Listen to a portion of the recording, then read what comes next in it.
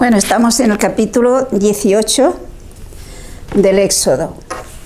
Recordemos que hasta ahora habíamos visto de este capítulo 18 que Jetro, suegro de Moisés, cuando ya Moisés con el pueblo estaban a los pies del Sinaí, llevó a Séfora, la mujer de Moisés, con sus dos hijos al campamento.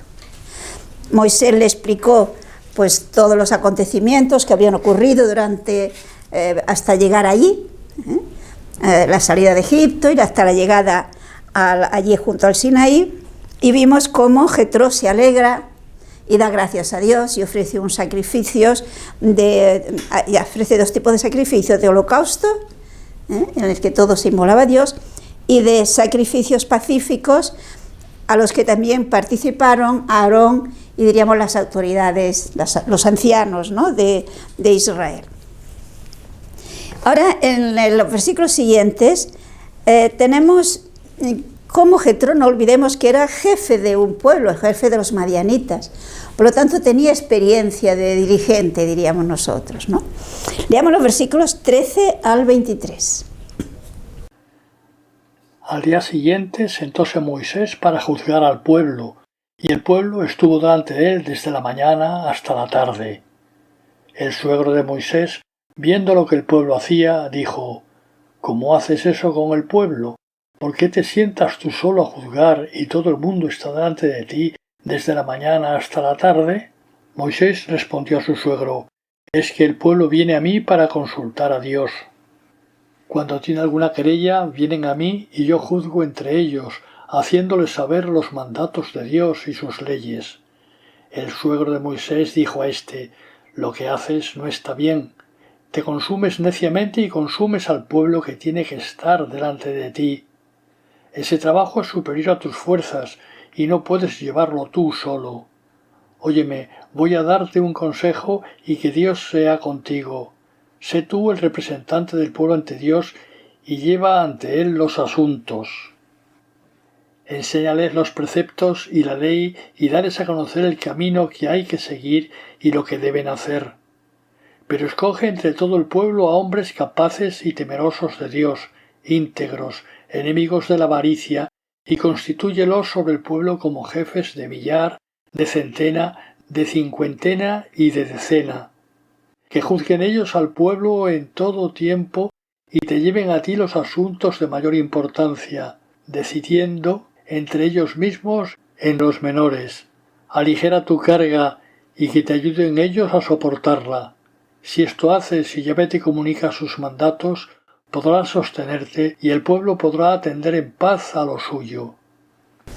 Vale, o sea, aquí nos encontramos con que, según las costumbres que se ve que incluso aún hoy se dan en algunos países de África y de la parte de Asia, pues la gente van al juez para cualquier litigio, de más o menos importantes, ¿no? Y la decisión que da el juez es inapelable. Entonces se ve que esto es lo que ocurría. Aquí tenemos a Moisés, pues que está haciendo el trabajo que se ve que hacía habitualmente. Y no sabemos si era un día al mes o a la semana o cuando fuere, ¿no? Era un lugar donde se ponían y la gente pues se apretujaba esperando que le tocara. Y aquí tenemos a Moisés, que Jetro se da cuenta que tiene un trabajo que le supera, que esto lo agota y que el pueblo mismo se agota estando así esperando y apretujados unos con otros. Y por lo tanto, desde su experiencia, le da un consejo. Y le dice pues que él sea el intermediario, por decirlo así, entre Dios y el pueblo. Él, digamos, enseña al pueblo, le dé las pautas, le dirija, pero en las cosas, en los litigios que son menos importantes, que haya quien le ayude. Y se reserve para él los más importantes, los que los otros no sepan darle salida, por decirlo así, ¿no? Y dice, bueno, si Dios te inspira, pues hazlo así. Es decir, él es un consejo. La decisión última será de Moisés. Moisés, según este relato, pues le parece bien lo que le ha aconsejado su suegro y es lo que hace. Podemos continuar desde el versículo 23 hasta el final del capítulo. Siguió Moisés el consejo de su suegro e hizo lo que le había dicho. Eligió entre todo el pueblo a hombres capaces que puso sobre el pueblo como jefes de millar, de centena, de cincuentena y de decena. Ellos juzgaban al pueblo en todo tiempo y llevaban a Moisés los asuntos graves, resolviendo por sí todos los pequeños. Despidió Moisés a su suegro, que se volvió a su tierra. Fijémonos que se dice que despachó, o sea, despidió, a su suegro, lo cual hace suponer que la esposa y los hijos se quedaron ya con él. Tenemos, por lo tanto, que ¿qué hace Moisés siguiendo el consejo de su suegro? Pues elige a 70 ancianos. Los ancianos, recordad que no eran personas mayores de edad necesariamente, sino que se trataba de personas de autoridad del pueblo. Entonces, estas son personas, pero fijémonos que estas personas tienen que reunir unas condiciones. Han de ser personas que sean íntegros, que sean enemigos de la avaricia, por lo tanto, que no se dejen comprar. Y entonces, estos podrán ser realmente responsables.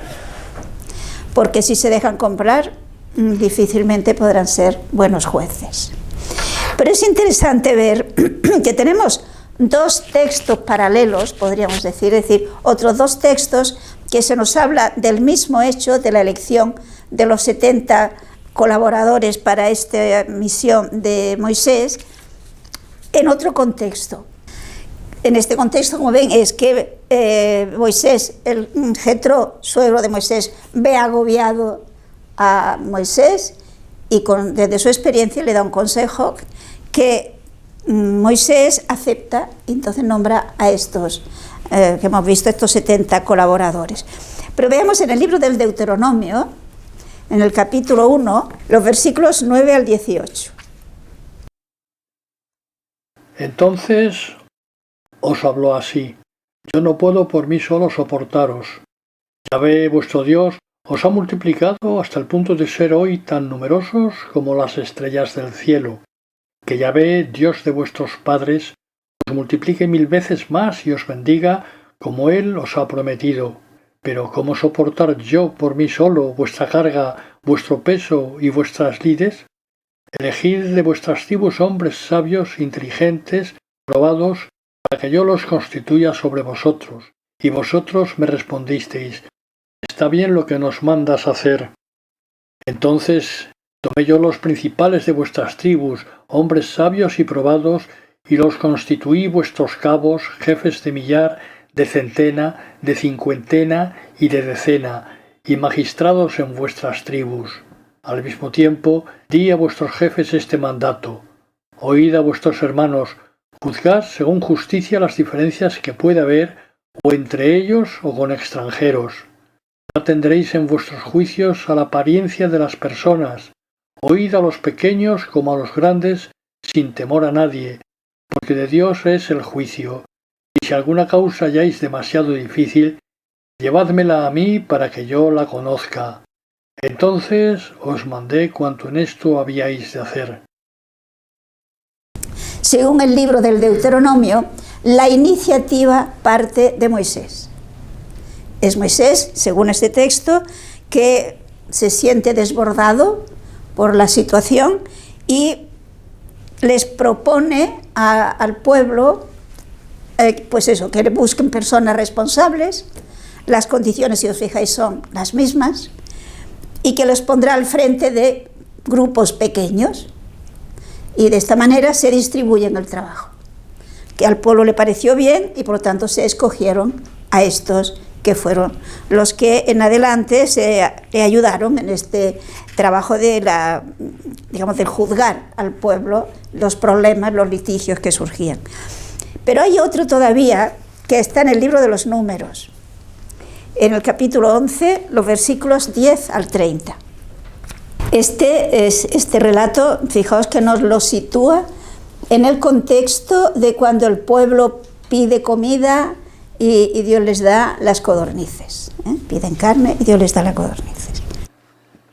Oyó Moisés las lamentaciones del pueblo que por familia se reunían a las puertas de sus tiendas, encendiendo el ardor de la ira de Yahvé, y desagradó a Moisés, que dijo a Yahvé: ¿Por qué tan mal tratas a tu siervo?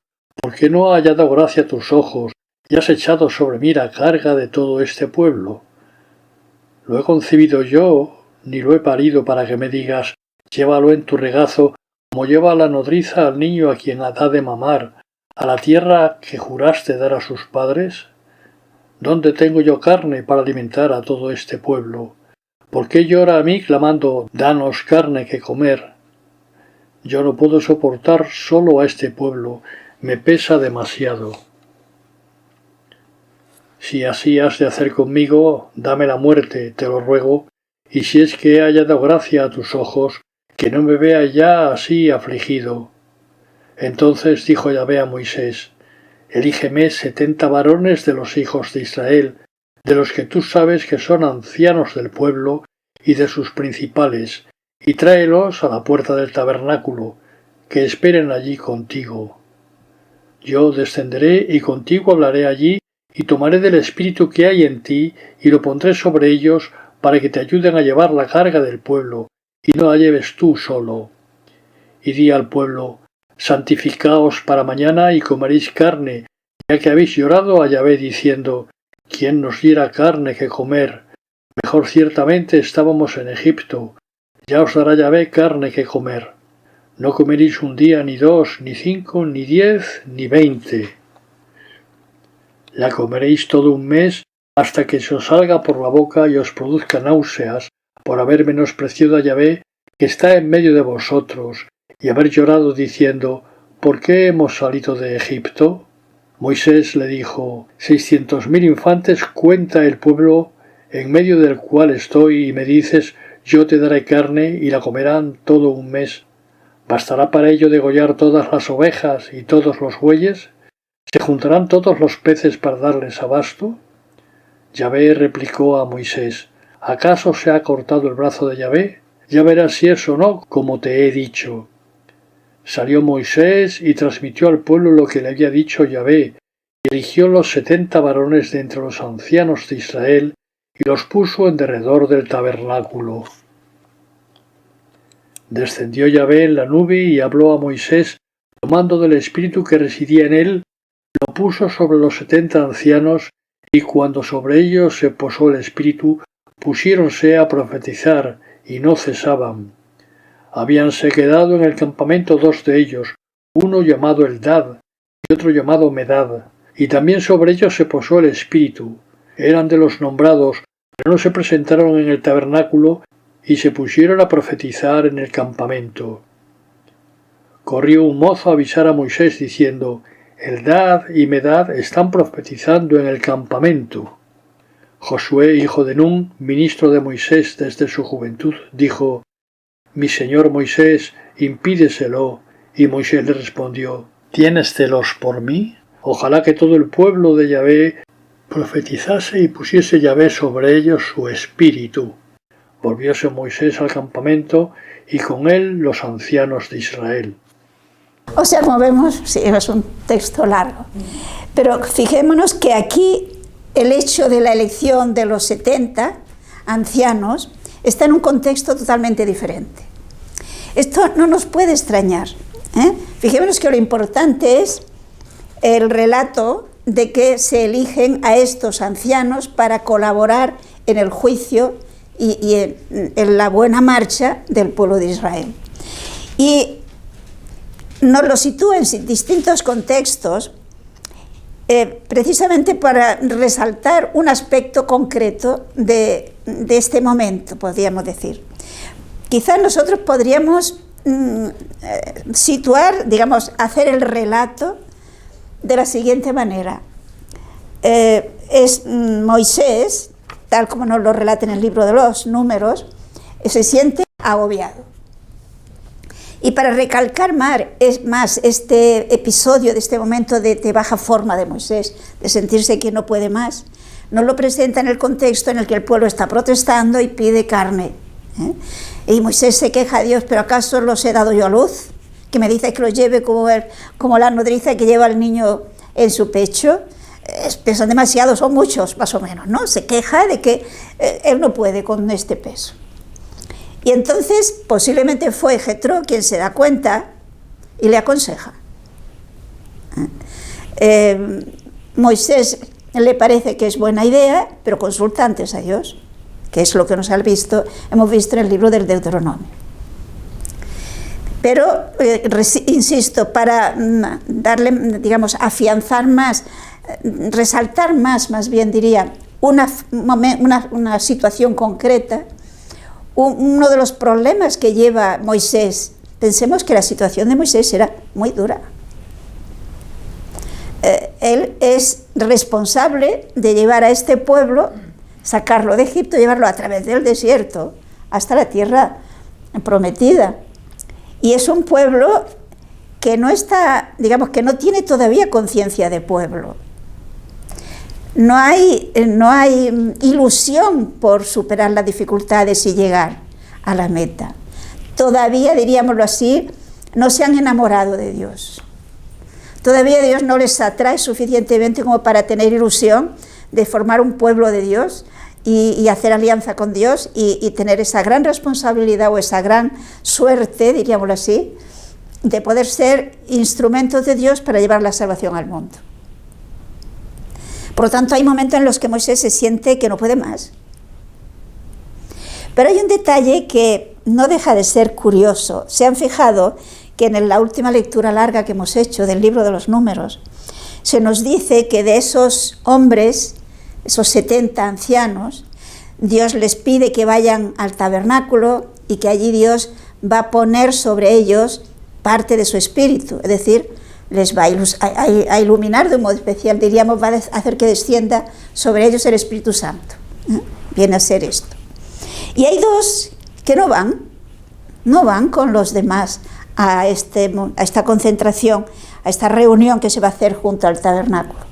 Y cuando Dios hace descender sobre ellos el Espíritu, pues estos se sienten impulsados para profetizar. Recordemos que profetizar en lenguaje bíblico significa anunciar la palabra de Dios, pero parece que en este contexto indicaba también la idea de alabar a Dios. Alabar a Dios precisamente por sus obras, por su ley, por todo lo que significa la grandeza y la grandeza de Dios y la grandeza del pueblo que ha sido elegido por Dios.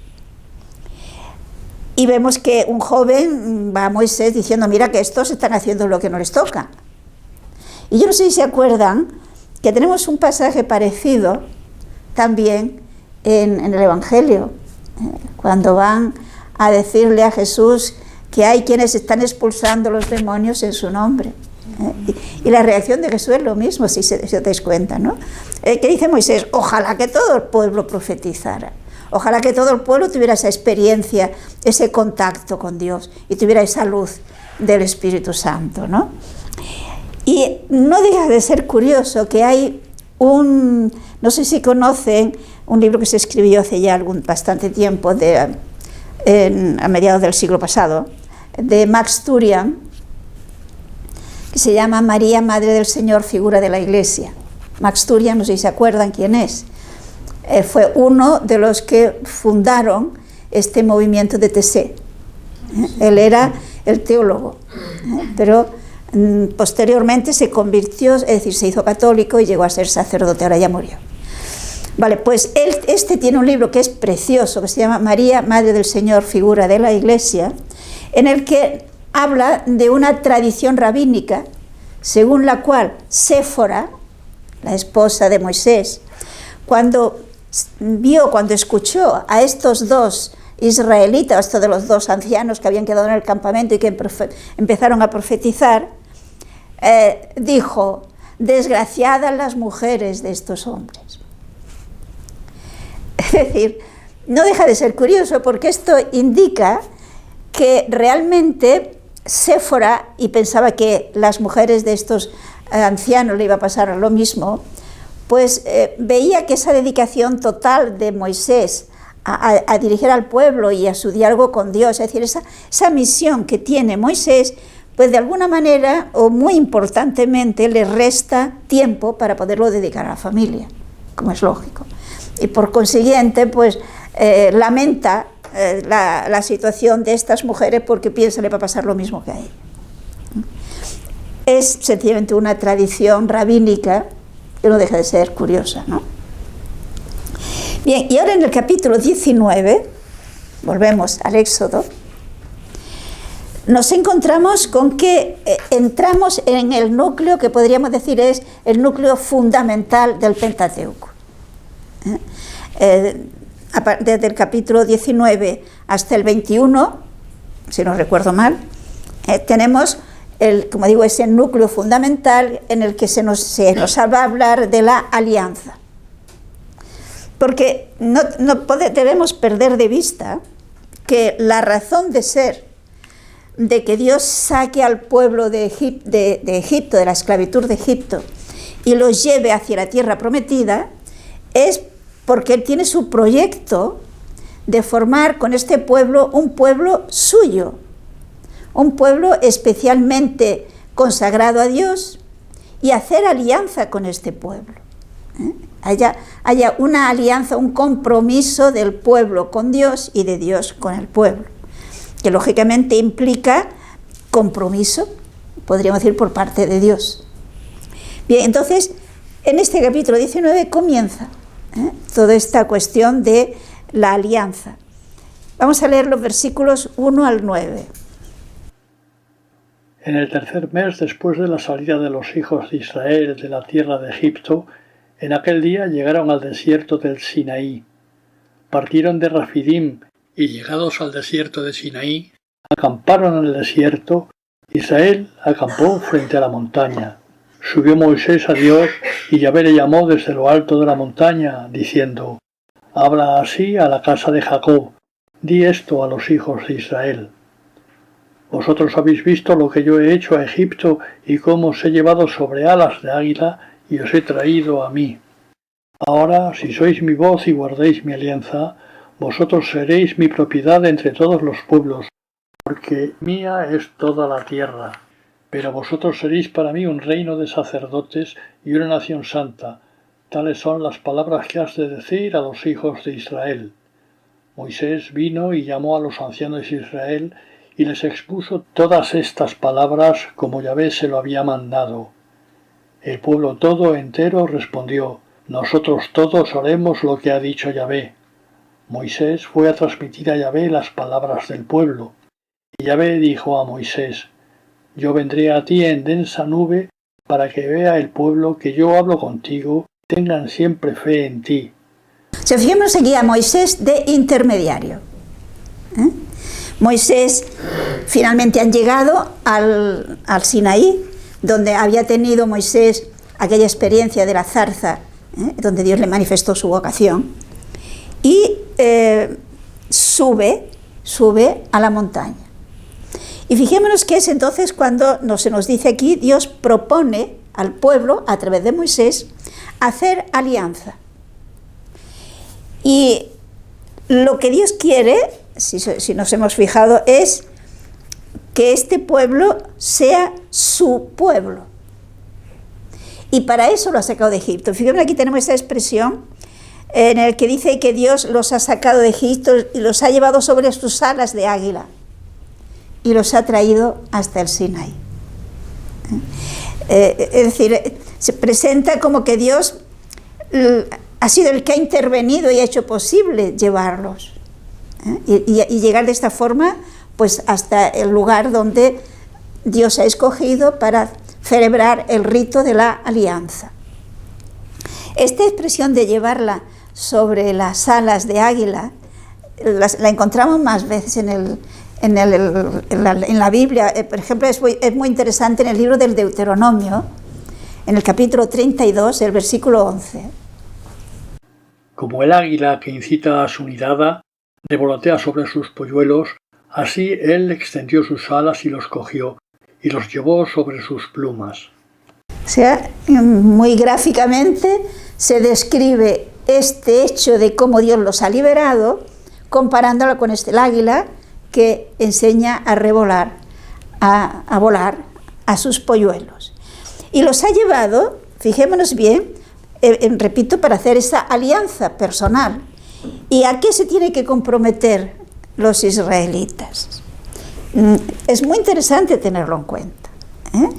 Vosotros seréis para mí un reino de sacerdotes y una nación santa. Esto es lo que el pueblo de Israel se ha de comprometer para poder hacer alianza con Dios. Ha de ser un pueblo sacerdotal y una nación santa. Yo no sé si se acuerdan que eso precisamente es lo que se nos pide a nosotros. Nosotros en el bautismo nos comprometemos a ser santos. Y el bautismo nos constituye sacerdotes. El bautismo y la confirmación. Vamos a leer un texto en la primera carta de San Pedro, capítulo 2, versículo 9. Pero vosotros sois linaje escogido, sacerdocio regio, gente santa, pueblo adquirido para pregonar las excelencias del que os llamó de las tinieblas a su luz admirable. O sea, nosotros por el bautismo y también por la confirmación somos sacerdotes, reyes, y estamos llamados a ser santos. Pero fijémonos bien, aquí se trata de todo el pueblo. Es un pueblo de sacerdotes. El bautismo a nosotros nos ha constituido sacerdotes. Ahora, ya saben que se trata de un sacerdocio distinto del sacerdocio ministerial, es lo que se llama el sacerdocio común de los fieles. Pero ese sacerdocio común de los fieles indica que participamos de la misión sacerdotal de Jesús.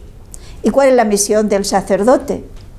Porque esto nos ayuda a entender a lo que se van a comprometer el pueblo de Israel, cuál es el proyecto de Dios sobre ellos y cuál es sobre nosotros. ¿Quién sabe qué es lo propio del sacerdote? La carta a los Hebreos nos dirá que es ofrecer dones y sacrificios por el pecado. Ser intermediarios entre Dios y los hombres.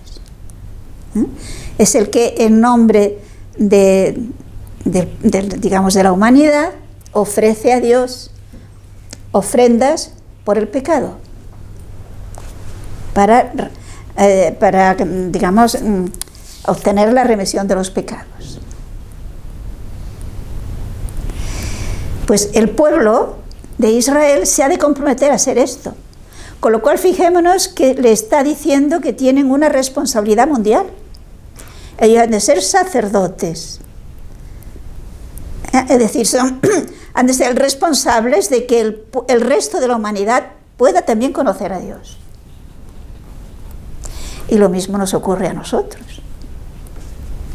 Es decir, fijémonos que el bautismo implica un compromiso que se confirma con la confirmación, por eso se llama confirmación. Y si observan, lo que pasa es que a veces asistimos quizás cada día y no nos acabamos de dar cuenta. ¿Se han fijado lo que dice el sacerdote en la misa en el momento cuando ha terminado el ofertorio? ¿Qué nos dice el sacerdote? Orad, hermanos, para que este sacrificio mío y vuestro sea agradable a Dios Todopoderoso.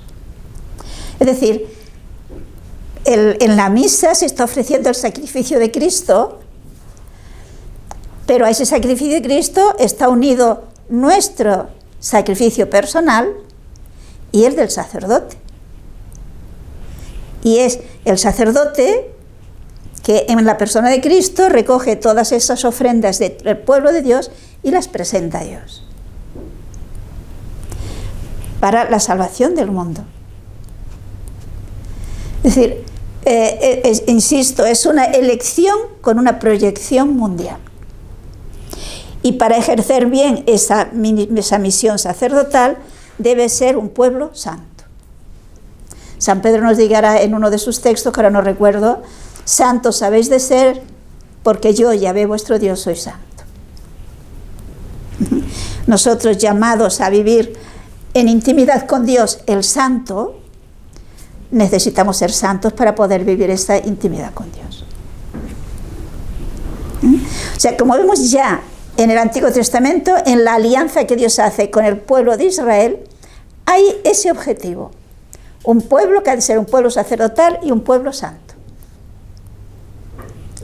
Mientras el pueblo vive ese compromiso,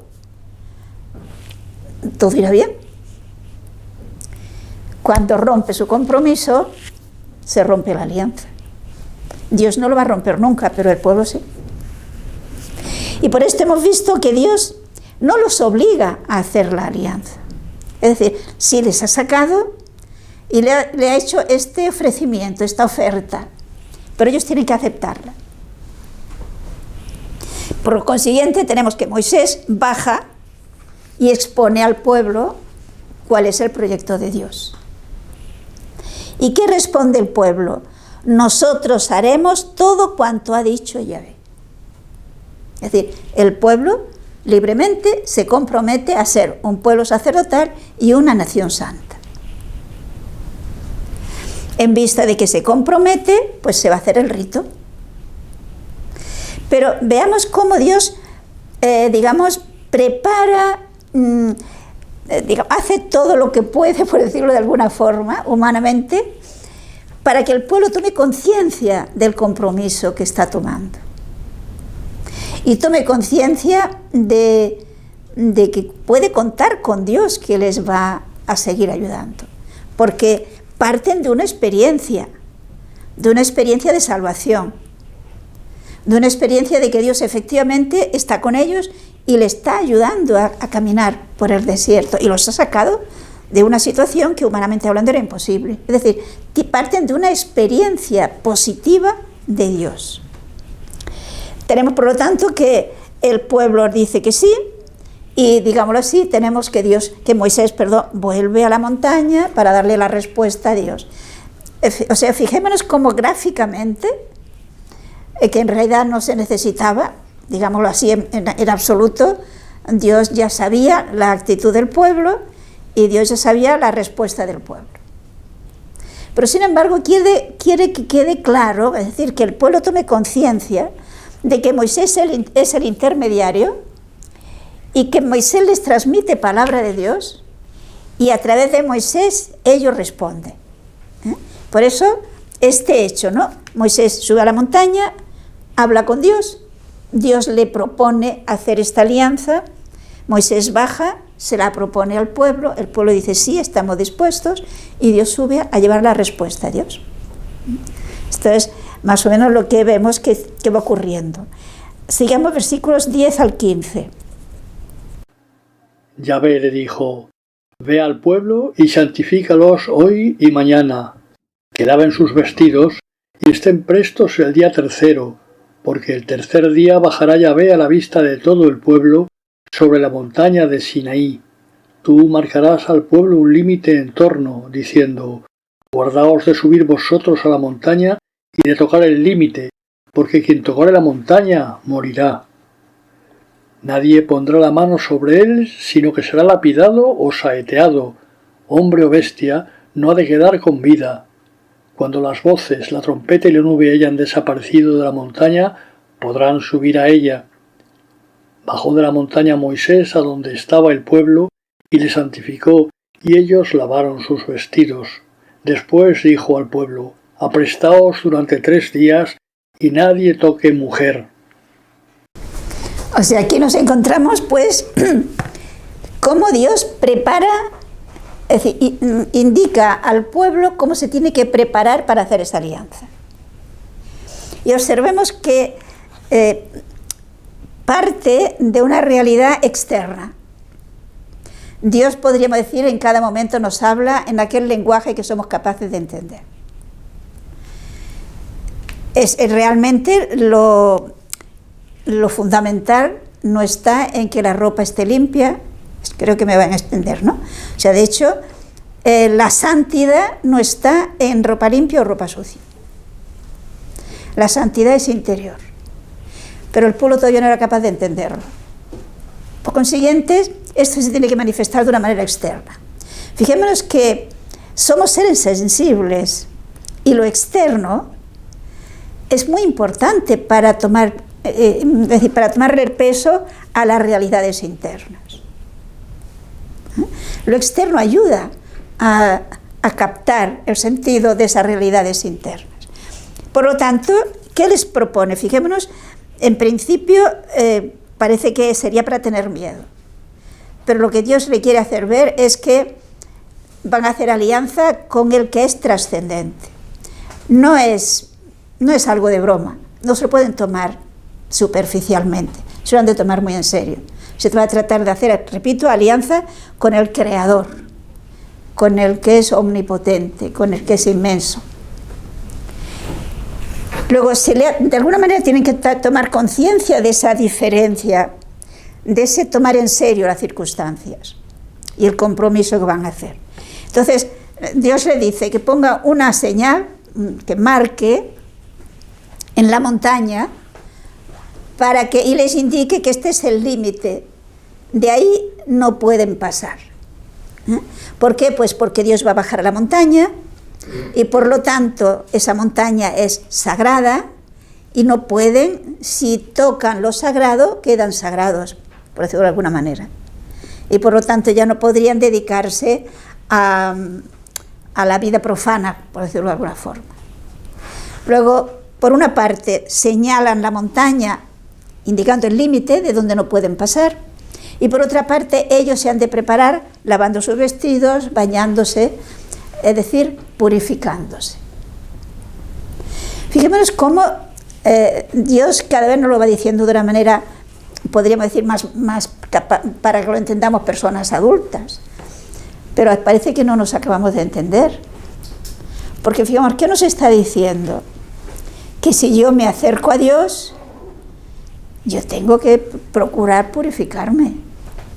Yo no me puedo acercar a Dios de cualquier manera, porque no me voy a acercar a un ser humano igual que yo, me voy a acercar al que es santo, al trascendente.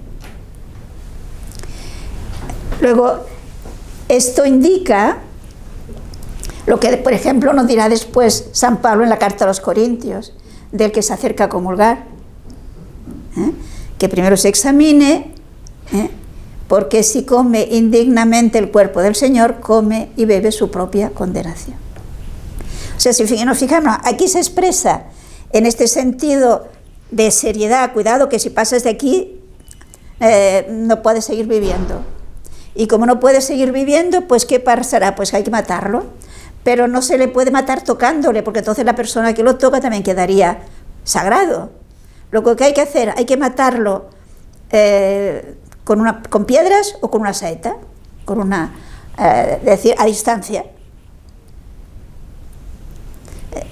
¿Qué es lo que les quiere inculcar? Insisto, la santidad de Dios, la seriedad y la importancia del momento que van a hacer.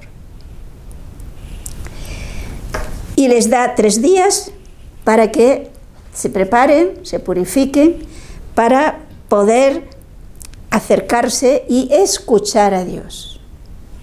Porque fijémonos que Dios les va a decir las condiciones, digámoslo así, con más detalle, porque aquí se ha dicho en principio, ¿no? El objetivo es ser un pueblo sacerdotal, un pueblo santo. Pero bueno, ¿cómo? Entonces esto después se va a expresar precisamente a través del decálogo. Continuemos desde el versículo 16 hasta el 25. Al tercer día por la mañana hubo truenos y relámpagos, y una densa nube sobre la montaña, y un muy fuerte sonido de trompetas, y el pueblo temblaba en el campamento. Moisés hizo salir de él al pueblo para ir al encuentro de Dios, y se quedaron al pie de la montaña. Todo el Sinaí humeaba, pues había descendido Yahvé en medio de fuego, y subía el humo, como el humo de un horno, y todo el pueblo temblaba. El sonido de la trompeta se hacía cada vez más fuerte. Moisés hablaba, y Yahvé le respondía mediante el trueno.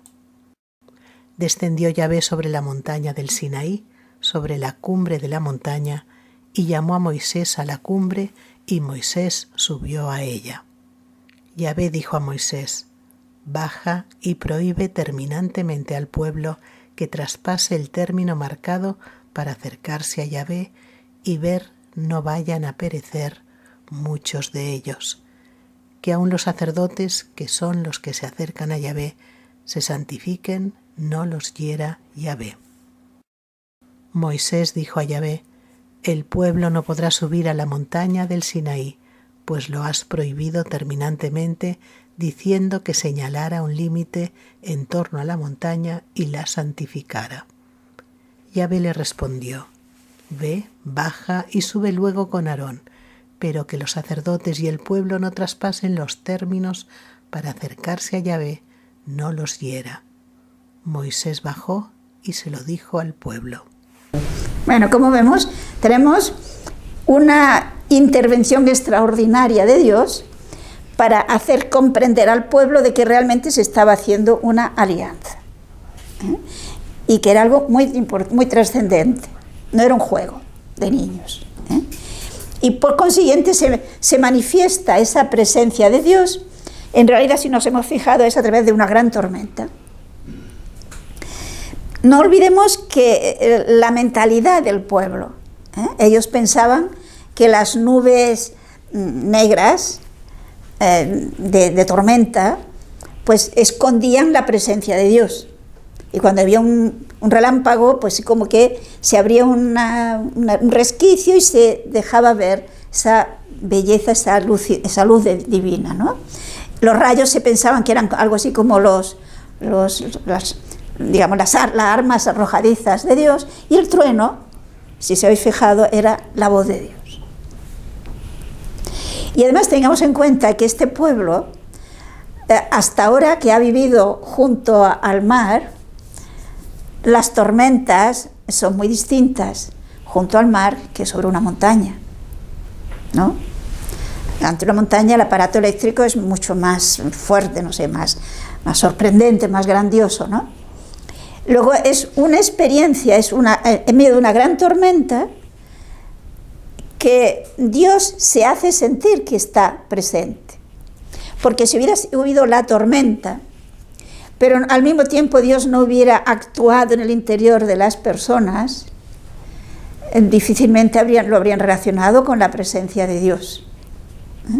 Por tanto, el pueblo realmente tiene una experiencia de que es Dios mismo en persona el que se les está proponiendo hacer la alianza. Y entonces ven cómo Dios habla a Moisés y Moisés responde a Dios. Y tenemos que Moisés ha subido a la cumbre, por lo tanto está en esta mentalidad, está hablando con Dios, porque toda la montaña está cubierta con esa nube negra y todo este aparato eléctrico. Y entonces, si se han dado cuenta, Dios pide que Aarón también suba. Recordemos que Aarón era el primer sumo sacerdote, el hermano de Moisés. Y por lo tanto tenemos que Aarón será testigo cuando reciba los 10 mandamientos. Cuando Dios les haya dado los 10 mandamientos, volverán a leerlo, a proponerles al pueblo si estáis dispuestos a cumplirlos. El pueblo le dirá que sí, y entonces se celebrará la ceremonia de la alianza. Y esto ya lo veremos otro día, Dios mediante. Pero este impacto de la presencia de Dios a través de este fenómeno atmosférico, tanto impactó al pueblo que veremos que en otra ocasión dirán a Moisés: háblanos tú y que no nos hable Dios. Porque el pueblo nos dice temblaba.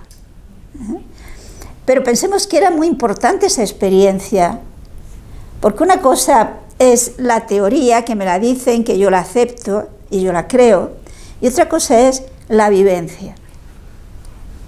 Y el pueblo tiene, por lo tanto, una vivencia de la trascendencia de Dios, una vivencia de que Dios es Dios, y que por lo tanto al mismo tiempo les ayudaba a tomar tomarle más el peso y a valorar más el hecho de que ese Dios quiere hacer alianza con ellos, que son un pueblecito pequeño comparado con los demás pueblos que existían.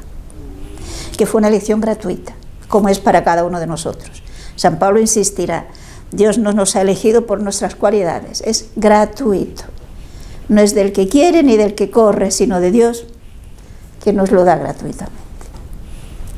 Y que por lo tanto sería muy bueno que le tomáramos también el peso, ¿no? Bien, pues vamos a quedarnos aquí.